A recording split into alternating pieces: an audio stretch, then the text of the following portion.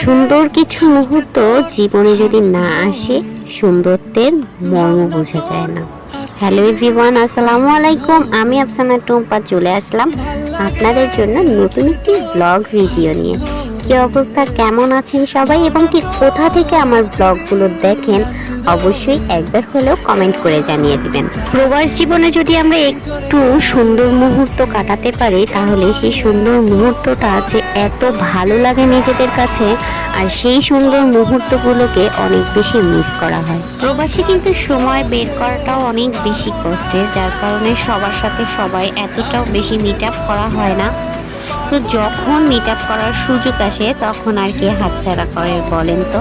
আর এই যে এই গাছটা, আনার গাছ, কার কার নিজের চোখে দেখা হয়েছে অবশ্যই কিন্তু কমেন্ট করে জানাবেন। আর আপনাদের ভাইয়া যে জিনিসটা খাচ্ছে এটা আসলে কোনো খারাপ জিনিস না, তারপরও আমার কাছে মনে হয় যে না খাওয়াই ভালো।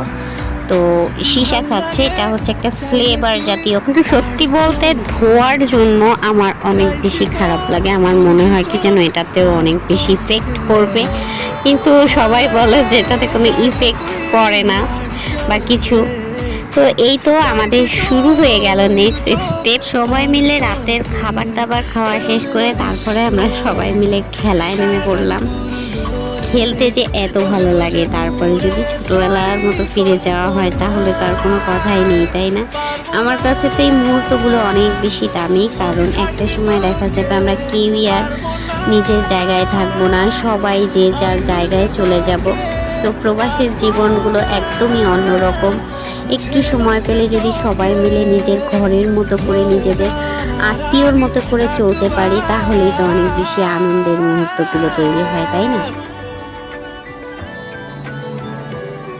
কে কে এই খেলাটা খেলেছেন অবশ্যই কিন্তু আমাকে কমেন্ট করে জানাবেন। প্রথমত আমি এই খেলাটা বুঝতেছিলামই না, তো তারপর তো আর একটা ভাবে বুঝিয়ে দিল। আসলে এখানে আমরা যতগুলো ফ্যামিলি ছিলাম সবারই বাচ্চা কাচ্চা ছিল, মানে ছোট বাবুরা, তো এই জন্য আর কি। কিন্তু আমাদের সবারই মন মানসিকতা সেই ছোটবেলাতেই পড়ে আছে, যার কারণে আমাদের গ্রুপটা এত সুন্দর একটা গ্রুপ। আমরা আসলে যখন এভাবে থাকি তখনই কিছু না কিছু করার ট্রাই করি। ভালো লাগে খুব একসাথে থাকতে, আর একসাথে মুহূর্তগুলো অনেক বেশি মিস করব যখন আমরা কেউ আর একসাথে এভাবে থাকবো না।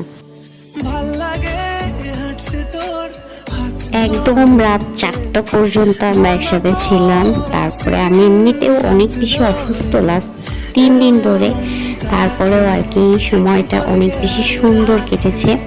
তো রাত 4টা বাজে আমরা বাসার উদ্দেশ্যে রওনা দিলাম।